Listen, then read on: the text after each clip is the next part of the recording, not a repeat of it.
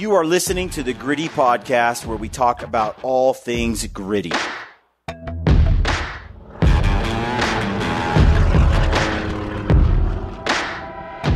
Welcome to the Gritty Podcast. I am your host, Brian Call. I've got Brad Hunt here beside me. Today's episode is with Ryan Lampers, Mark Livesey, myself, and Brad Hunt. Yep. The four of us sit down and talk about bear hunting this year. We just published the film, a bear hunting film on Sunday, is the first one in a while, first one of a series. And on that episode, you see Ryan Lampers take a bear. If you haven't seen it, go check it out. It's on our YouTube channel. And it was a tough hunt, super steep. Weather sucked. It was a rough hunt. Well, there's a lot of lessons learned from this film, and this hunt. And so while I had Livesey and Lampers and Brad all here who were on the hunt, I wasn't there. We got to do a little sit down we're here in Bozeman together Airbnb at a Peaks Equipment Bear Camp. So we all got together and we discussed lessons learned from this hunt, how it went down, and it's a good show. I think you're going to enjoy it. Whenever you get Livesey on a podcast, and then you get Lampers, there's across, always some crap talking. There's just a lot of mudslinging and Joe, and then it's just good times. So you're going to enjoy this. I think you'll like it. It's two parts. We split it up because on this one we're going to really get into the bear. Later we cover some other subjects. So we kind of pulled it out for you. So those that are interested in this topic, like I said, lessons learned on bear hunting. You could kind of parse it out, and there'll be a part 2 here in a day or two. Yep. Look for that. Before you get into the show, I want to remind you we have 2 big giveaways going on right now, huge giveaways that are going to end this Sunday at midnight. We're doing the Some Men Can, Some Men Can't giveaway. If you buy the t-shirt from Peaks, the one that I've got right now, if you go to peaksequipment.com/gritty, or just go to the site and look up t-shirts, you can find it there. If you buy the shirt, you're entered to win a big prize package that includes a Peaks teepee, the new Solitude. You can get trekking poles from Peaks. You'll get a pair of gaiters from Peaks. You'll get the headlamp from Peaks. Get the Initial Scent backpack. Stealthy Hunter package, Dark Energy, all in. There's a lot. Go hunt. $500 gift card. $500 gift card to the gear shop. So big package, cool package. And all you got to do to be entered to win is get the t-shirt. And when you do that, we can't thank you enough because it helps us keep doing what we do. And we really appreciate that because it's a great, we're blessed. And also, we have a giveaway going on with Initial Ascent too. That goes until Sunday as well. There's a big prize package over there. Every spotter, tripod. Another $500 gift card to the Go Hunt Gear Shop, a lifetime insider membership, all in, game bags, Iron Mountain skull hangers. Again, if you shop over at Initial Ascent between now and Sunday, you'll be entered to win that prize package. We're going to announce the winners Monday or Tuesday, Wednesday, sometime just after this Sunday. But you have till midnight to get entered, and we'll pick a winner. It's use cool the code GRITTY every $25 at Initial Ascent. Get you entered. Use the code GRITTY at Peaks. Use the code GRITTY at Initial Ascent. And when you do that, you save every time. You're save and you're entered. Helping our partners, they help us, and the world goes round. And then head to locals, too, because we have an exclusive film over there right now. That's right. Ryan Lampers and his daughter Tana went on a bear hunt in the fall. And so there's a 2-part series over there as well. So if you want to join us at gritty.locals.com, join up for $7. You can binge all the content that's over there. It's $7 a month. You can just sign up for 1 month. There's no obligation beyond that. Check it out. See what you think. And hopefully, join us Thursday. If you join us on Thursday night for a live stream, we're going to give away 20 prizes, 20 people. So that'll be fun. All the details are there. If you just go and watch the film, you'll see it. And we're going to drop the second part of that series, that fall bear hunt with Tana. And Ryan gets a nice bear on that. And his daughter's tiny. She's riding a llama. It's a pretty cool film. Cool. Kaim filmed it. Kaim edited it. And super talented guy. He did the last film as well. So very cool work by Kaim. We want to give him some credit for that. And anyway, that's the show for today. Hope you enjoy. Thank you for supporting us. Stay gritty. Welcome to the Gritty Podcast. I'm your host, Brian Call. I've got Mark Livesey on the show today. We got Brad Hunt and we got Ryan Lampers, aka Stealthy Hunter. And we are talking about Ryan's wife's Fortitude Fortitude Challenge. Challenge? Is that what it's called? Fortitude Challenge? And apparently that means no coffee. No coffee. This is a 6-month Fortitude Challenge? No, it stages. I think the water thing, like the gallon of water is every day, probably for 6 months. It's like 75 hard. Yeah. 6 months though. That's a lot. But yeah, I think this week is like kicking out your vices when it comes to drinks. So mine's coffee for sure. So no coffee for a week. Day 2. I'm still like I said, functioning. Good thing we're getting this podcast Well, in real day quick, 2. what are you going to be packing on the mountain when you're not packing 25 pounds of coffee? Oh, that's why He's going to be carrying a gallon bottle of water Well, now. we got 2 weeks till hunting season starts, so I'll be drinking coffee by then. I was going to say, that's really performance killing for Ryan if he can't cart that around. If this was a 6-month coffee kill, I would have never even started this challenge. So what are you going to do about the You're like, gallon of water thing might be an issue a little bit too. Yeah, it's a 6 month. Yeah, it's going to be tough. It's tough here, and I'm pulling water out of the faucet. Well, let alone on the I mountain. learned when I did the 75 hard, you can't get behind on that water during the day. Like I'd be like working at my desk. It'd be like noon or 1. I hadn't drank any water yet. And I'm like, oh God. You got to nail that first 32 ounce. I just do everything. Just right in the morning. Just right get in it the done. morning. Yeah, you're right. That's what I do. Yeah. Same I do here. that anyway. I drink this full with salt, a little bit of salt. Yep. That's first thing. And then the bowel movement. And then about an hour later, a little bit of caffeine. And then around 1 or 2 o'clock, I eat some food. There you go. That's I don't know. So far, I mean, I can do a gallon of water. It's not that hard for me here. Yeah. In the mountains, it might be a little tougher, but yeah, I don't know what else is involved in this challenge. I'm just kind of going with what she's rolling So is with it like by at the your day. house when you wake up, Brian, you come downstairs and there's like a note on the refrigerator that says what you got to give up today? Is that the way it's going to work? No. she's like Yeah, I writing don't know. things down. What do I Maybe. want Ryan to not do today? Yeah, as they progress, I think it's scheduled, but maybe she's going to tailor this around what I don't want to do. I was going to say, is this a Husbands, don't be Is this selfish. This is a trick. is this a Could be. custom developed? Yeah, fortitude this challenge? is we're doing this Fortify. What is it? Fortitude. Challenge. But really, it's how can I get Ryan to take care of some business around the house? probably. You know, I'm You need to gonna- build a structure. Get this rid of the week. things that annoy me.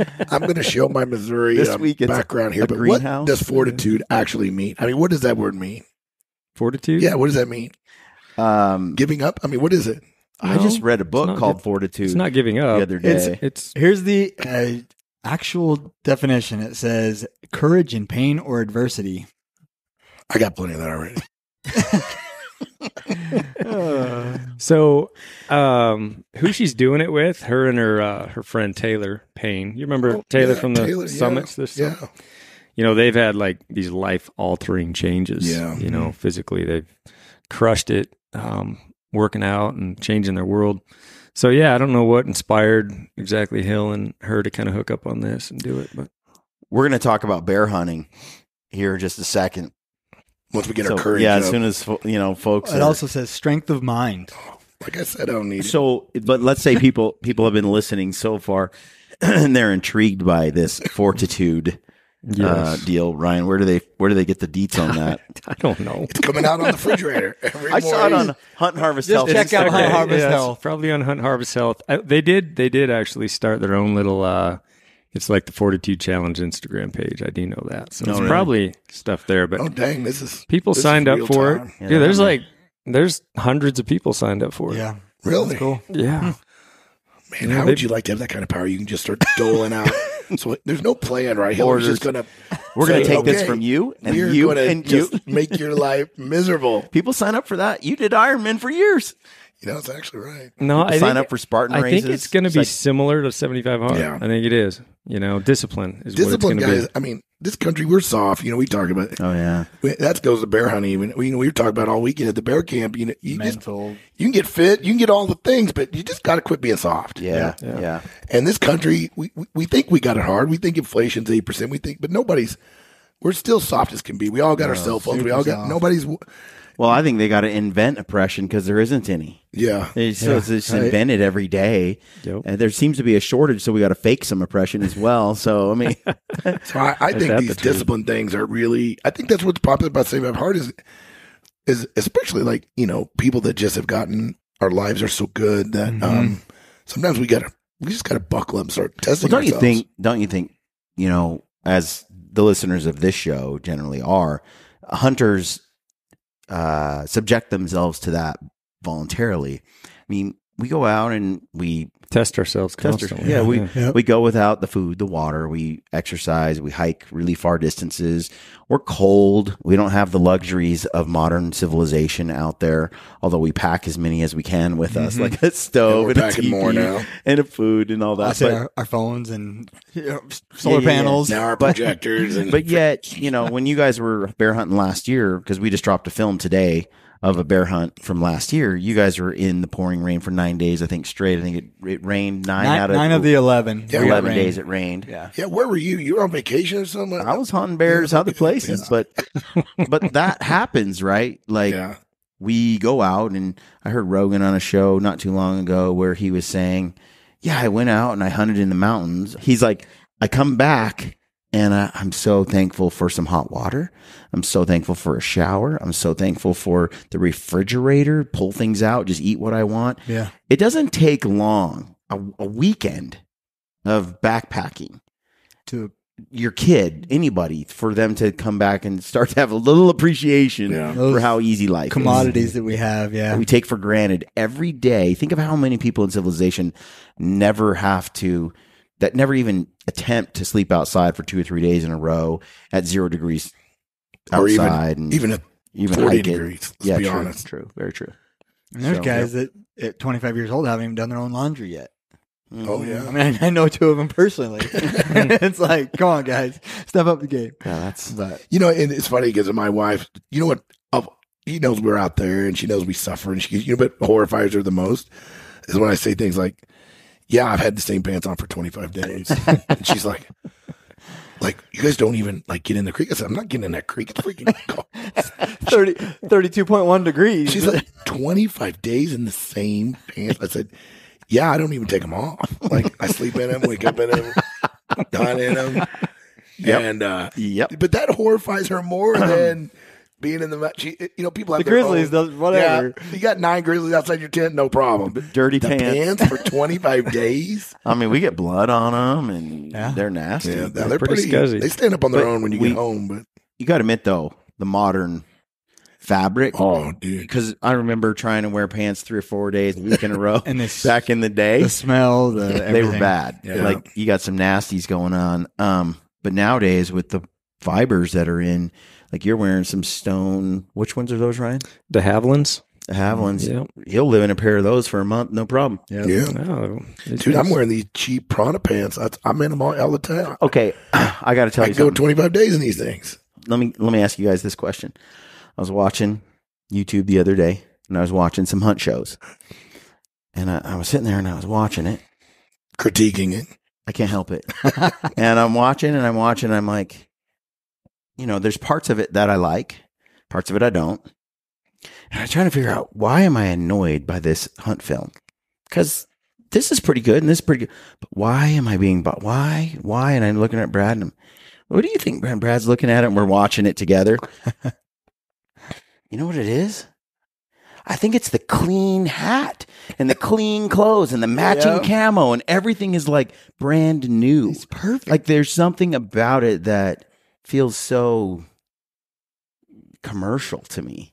And I'm sitting there going, it's great. I would much rather see you in a ratty, dirty hat, gross clothes you wear every year that you reuse. But no, you were literally the poster child for XYZ, these 2 brands. And it it took me a minute to kind of figure out what it was, but something about it didn't strike me as authentic. Because it was great cinematography, beautiful film. It was too perfect, and we were like, what is it? What is it? Because it's really good. And Too it's clean. Too clean. It's so perfect. It's too Well, that's clean. something we'll never get accused of as long as I'm in Yeah, I was going to say, some of our pictures, we look like we've been homeless for 6 months. Oh. But I felt was it real? how can you not, like, if it's a 10-day hunt, why isn't there more hair on your face? But you have to be shaving. You have to be worried about the way you're looking each day. You got to be washing things, or, it just is a different, it seems made for TV, I guess. Well, I'm not packing 10 pair of pants, so. No, I used to carry a couple pairs of pants thinking that, so I had Lyme. I'm like, I already take 4 pairs of boots. Why not take 2 pairs of pants? And I don't even do it anymore because I'm just like, the pants are money, right? I take 1 pair of socks for 10 days. Now, I do take a couple extra pairs of socks. I can't risk that yet. I always I have 1 extra pair in my bag. And if it's super hot, yes, I will change them out day 5. That 1 pair is like in case of emergency. In case, yes, whatever, exactly. But it hardly ever leaves the bottom of my bag. Yeah. Hardly ever. Yeah. So just real quick, as being the secretary here, you can go to Hunt Harvest Health or StealthyHunter.com and find more out about the 42 challenge. I didn't do the 75 hard this year, Brad. so maybe I see it on there. Maybe I'm going to get on this kick. Last night I got lectured about. We went out and had dinner, and I got lectured about my alcohol consumption last night. No, you can't start this till after May because I can't be hunting with you for 20 days and have you not having something. Oh man, no, got to do it. Be angry. It's like somebody cold turkeying off smoking or Copenhagen or something. They're mean. Caffeine. They're mean. For that at least we're going to be back-to-back days hunting, so that will be pretty easy. We have some pretty big bear hunts. Big schedule planned, this year. Big schedule this year. It's going to be the year of the bear killing, hopefully. Well, don't promise too much because hunting is, if anything, hunting has taught us. True. We're going to go at it. We get our butts kicked sometimes. And I'm excited that we get a chance. We get the early bird chance this year. I'm really excited about it. I don't have no list of bears I can't shoot. I don't have. Whoa!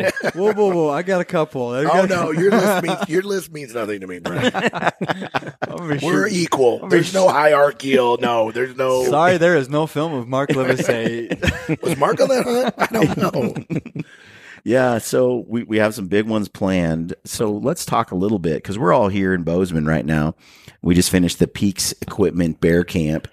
Was a great group of guys, gals. Got to talk a lot about bears for a few days. It's our passion.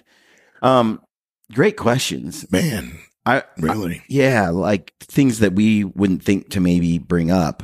So it's really cool to have that fresh. But to kick this conversation off here, as we're rolling into the next season, what are some things that you feel like after watching the movie that got published today, kind of reflecting on last year's hunt, what would you say are some things that were lessons learned or maybe something you might do a little different going into this season or new goals for this season because of how last season kind of shook out? I'll say, Brad.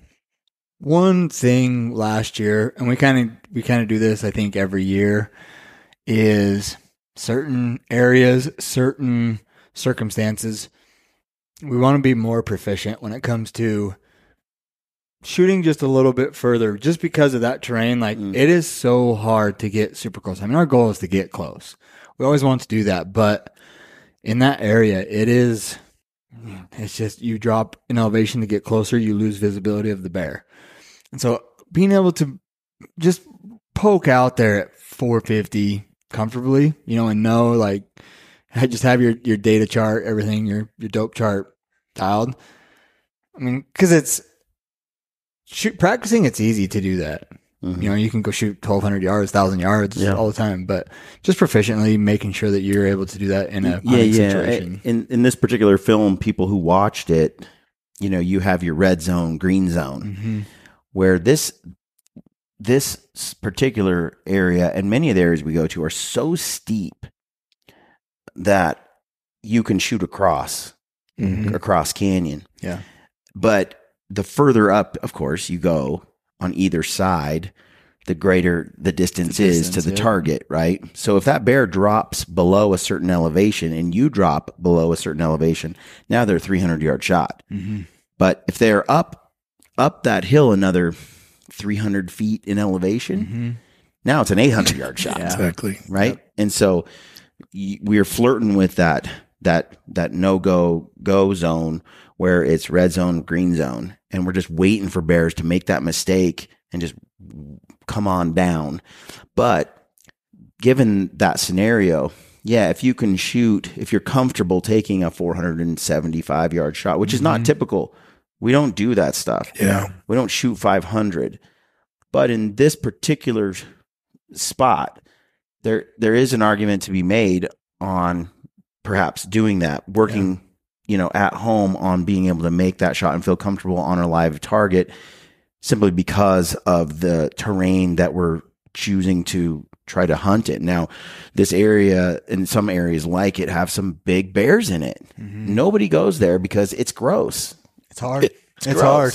It's gross. I was looking at that video, watching it just to remind you, like, I'm watching it when you guys are standing there on that bear and you're kind of like got your water bottle and you're looking over the edge. I'm like, yeah, it's going to be painful. Yeah. And when Ryan sits down next to his dead bear, and it's like he's on the side of a cliff. It's so steep. No joke. I mean, I think the steepest we had was like a 46-degree angle. Most of them are 40, 42-degree angles. Even 40, Which 42. is really, really steep. That is steep. Yeah, it brought back some memories. That's what I'm going to say. I'm like, those quads are going to be burning. Which is exciting, but also... It is exciting. It was muddy. It was rainy. Did you bring microspikes, Lampers? I can't remember if I did on that one or not. Usually I would, but I can't remember. On my list. I'm changing that. That's a lesson learned. I was going to say, I don't think we did because we talked about that on the mountain because there was a little discussion, do we go after some of these bears or not? And I remember I was like, I don't have my microspikes. Don't ask me why, but I don't even have them at the truck. They're sitting back at home. Yeah, that would have been country to definitely utilize them. Yeah. I mean, but you got to also make sure that everybody's with you can make the climb. Correct. And it's steep and very deep and up the other side. And when we had so much rain and it's so wet. The dirt is coming off the hillside. When we went over there a few years back and did something similar in a similar area, when we crossed, we brought our camping gear enough to stay a night or two over there. I think that was smart because to have to come back the same day. Did you guys think about that last time? Staying over there? I mean, you never did. That's one thing I would change. We have where it's like you were there, Hunter was there, us two were there, and Kyle. Going back, I would have said, let's stay on this side. Those guys stay on that side. We can in-reach each other. We see bears for them. They see bears for us. Because when you're on the same side as those bears, it's hard to find them. It's hard to see them, to relocate them. It's so steep, but it's brushy. Yeah. It's hard to find them. Picking those glassing spots is really key on the same side, right? Yeah. Right. When you're setting across, you can almost set anywhere and have a pretty good spot, right? Yeah. But when you're trying to glass on the same side, you got to get the face got to be just right. The bowl's got to be just right. Because they could be right above you. You never see them. Yeah, right. With that kind of... And you're really never looking up or down. You're looking, you're kind of looking across. So you're looking at a big bowl and you think you're looking at the whole bowl, but you're really not. I also think you could just blow up your side with scent so easily. That's the thing we're trying to avoid the most, right?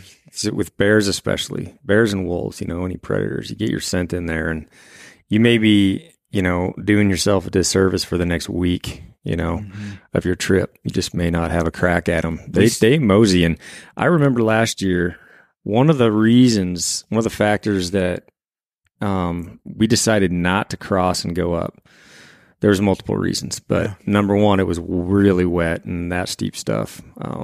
Tough to stay on your feet. Yeah. Number two is we saw some great bears, but they were moving. Yeah. If you remember. Yep. We lost. The problem with a moving bear in a place like that, unless he's parked in a spot and he's got a little history of an hour being in one little area, these bears were kind of moving across side to side.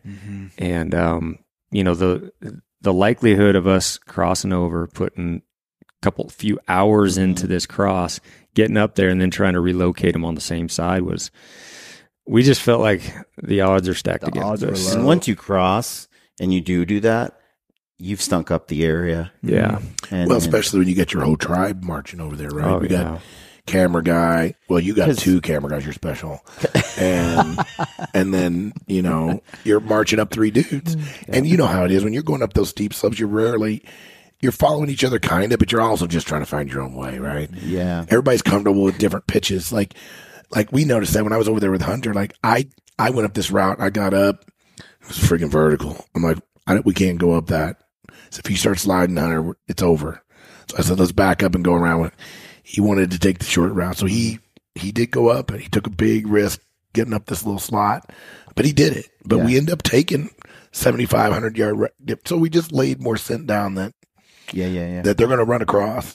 And the other thing too, I want to mention, we talked about this today when we're sitting on the side we're on and we're glassing across, guys, it looks so open. Right. It looks like we're just going to march up there and we're just going to get that bear and we're going to shoot it. Yeah, we'll just walk to that rock and we'll see that rock when we get over there. Oh, that bear, there's nothing there. That bear's going to roll right to the bottom and of we the get river over there, after and we it's shoot like it. the freaking Amazon. Yeah. You know, it's way taller, way thicker. It doesn't look like it did over there. Not at all, yeah. And it's now with the technology helps, right? When we're able to drop pins and do range finding and do different things, it really helps. But it still is it's difficult. It is. Now, if you can contrast this approach, going over there, blowing it up, leaving scent, trying to relocate it, and you said, Brian, a bear that's moving and not standing still, staying on the side that you're already on and waiting for that bear to drop down to an elevation you can kill it, running the ridge on the side that you're already on, the hills and the fingers that you're already on, you have great visibility of the other side, right? You have all the sort of things in your favor except distance. Yeah. And so all you need is for that bear.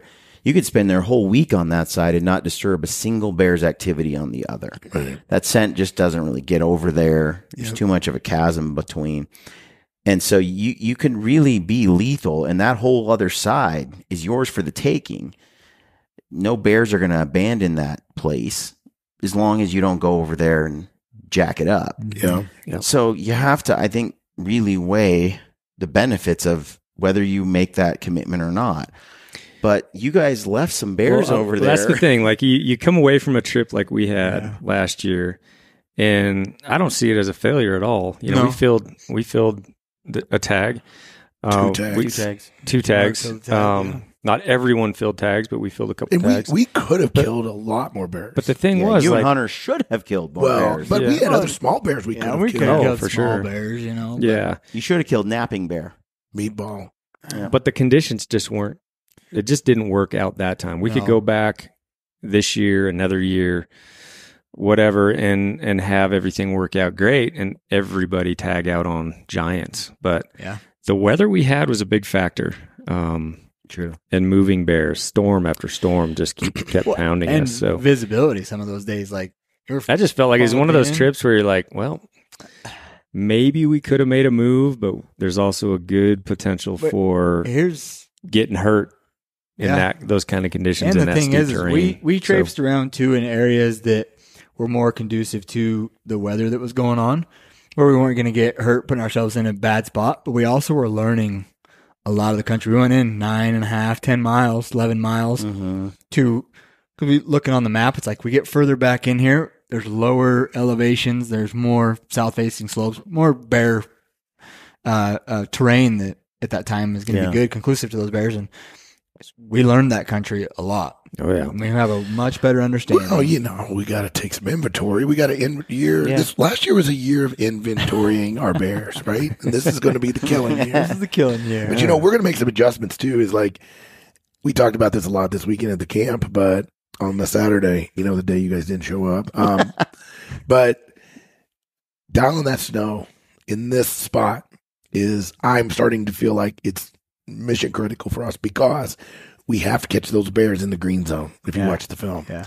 And I feel like if we go in a little earlier, even though we're risking less bears, I think we're going to see a lot more bears in the target range that we're looking for.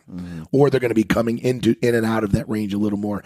Last year, I felt elevation into the green pocket. That's right. I felt last year we got there perfect. Like we were there, right? Lots of bears. But we were getting a lot of great opportunities at 700-800 yard shots. Right. And I think if we'd have been there maybe 5 to 7 days before, it would have been 400. We'd had a few less bears, but I still think they've been out because the way they were moving around, right? Oh, they've been out. They weren't acting like they just popped out to me. I don't know. You guys have more experience with that. There were a couple, like most of them I think had been out for a while. Yeah, so I think that because when we came out of there, it was greening. The leaves were starting to uncurl. Visibility was dropping. We were, it wasn't bad yet, but it was getting it was starting to get Every day got harder. furry. It was starting to get furry in there, right?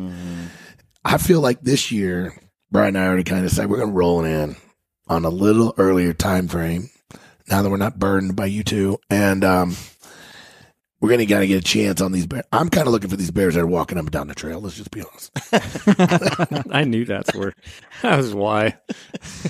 I may branch off. He doesn't want to cross that creek anymore. He doesn't want to hike that mountain. Because we're going to Alaska to hunt some grizz in the snow. Hopefully they're not out of their dens yet, or we're catching them right when they're coming out. It'll be an adventure. We have really not done sitting over the dens hunting before, or been to Alaska in that time of year. Really, I've done it a little bit, but it's really still very new. And Ryan, you've never done it, so it's gonna be cool. Yeah. So we're gonna miss out on this early period where you and Brad are headed in, but I think it's gonna work out better. We'll see. And the thing is, because we've gone as early as the 12th, or when no bears are out. Yeah. 13th of April. That's pretty desolate up there. Pretty desolate, but we did find bears, and they were good. They were nice, one or two. It's funny because as the season progresses, you start seeing how many were still in dens, but you only need one or two out. Yeah, and the bigger ones, couple big boys. I think the big ones tend to And come usually out. those big boys come out. They kind of, they can park it on a green patch or where the snow line is raising slowly, getting those flowers and lilies. And so we've been looking at it, the snow pretty close, and it's quite a bit more than last year in there, but it's not outrageous. Well, looking not at in that area, it's looking not at outrageous. it too, yeah, I kind of mentioned this to you. We've talked about it. We looked at it, and where we normally would think about hunting, there's a little more snow in there in those areas. The hike in, we still can hike in. But as you get further back, like the 7, 8, 9, 10 mile mark, it's pretty open right now already. Like we're starting to see. The south so we may have to go in further and then hunt our way back. The key, though, is we got to have the warm up to get the grass. Yeah. Just because the slopes are clear is not going to help us. But we've got to have some warm days to get us some growth, right? But it's a matter of time. It's going to But happen. I don't think that keeps them from coming out, though. They're there. They just wander more. Yeah. We've seen that. They're flipping rocks because there is no green grass. So they're doing other things. They're kind of cruising. They're not parked in one spot, but they're there. They're out. I mean, early like that, we've seen them just move. Oh, yeah. Yep. Nothing to that'll keep be the them earliest focused. that I've gone. This will be the earliest for me. This will be a new adventure for me and kind of try to get in right at the breaking point. We're all fairly, so at this point, we're experienced, especially in the backcountry bear hunting vein. But you had two guys with you last year, Kayam and Hunter, who have not done this much. I think it was the first for both, right? Yep. Yeah, I believe so. Yeah, Hunter's first bear hunt. So a lot of our audience probably is approaching the season a lot like Hunter and Kayam did last year. So they're not here to ask, but what would you guys say are lessons learned for Kayam, for Hunter, that some mistakes that they made? I know Kayam starved to death. Yeah, bring more food. Bring more food. Kai made the mistake of letting Ryan prepare his food. No. Don't you listen to Kyle when he says that. I recall the same conversation. That's right. I mean, here's the deal. This was Kayam's first trip. It was his very first backcountry trip. So I had this mega box. I'll call it a mega box of food. But I'm not going to pack the man's food in his backpack for him. So he left a lot of the food back at the truck. You didn't even tell him about the daily food bag either, Ryan. Let's just call it what it is. I don't know what the man eats. He's little. He's like, no, I mean, I expect he would know there's a breakfast, some snacks, and a dinner. Right? Most people know this. Ryan does not mentor. He will allow you to learn trial by fire. Look, no. He's not if you're out of your parents' house and you're a grown ass man, you can pack your own food. I would bring a bunch of food. One time we were on a drive on a road trip, and I was like, Ryan, just take this personality test. I just want to know like where you test out, you know? Just curious. And he's like, whatever, these are stupid. And so then he does the test, and it says, basically at the end of it, it talks about what type he is, and it says, he has a difficult time abiding any human being who isn't fully independent like himself. Yes.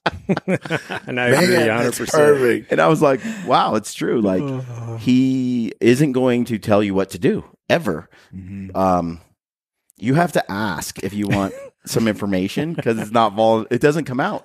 So I could see where Kayam, he doesn't want to ask. You better not rely on Ryan to just volunteer things. It's not going to happen. You need to be self-sufficient. This is what I did. Here's a big box of food. We're going in for 10 days.